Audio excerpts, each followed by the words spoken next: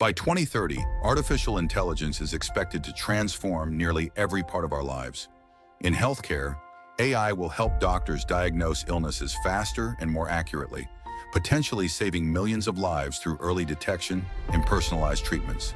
In education, every student could have access to a personalized AI tutor that adapts to their learning style and pace, making quality education available to anyone with an internet connection.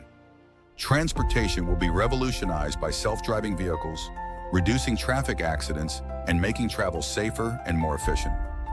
Businesses will use AI to automate repetitive work, allowing humans to focus on creativity, innovation, and complex decision-making. Smart homes will become even smarter, managing energy consumption, security, and household tasks automatically. Scientists will use AI to accelerate discoveries in medicine, clean energy, and space exploration.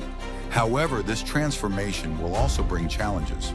Many traditional jobs will change, and societies will need to adapt by learning new skills and embracing new opportunities. The future isn't about humans versus AI. It's about humans and AI working together to create a smarter, healthier, and more connected world. The AI revolution has already begun, and by 2030, it may change everything we know.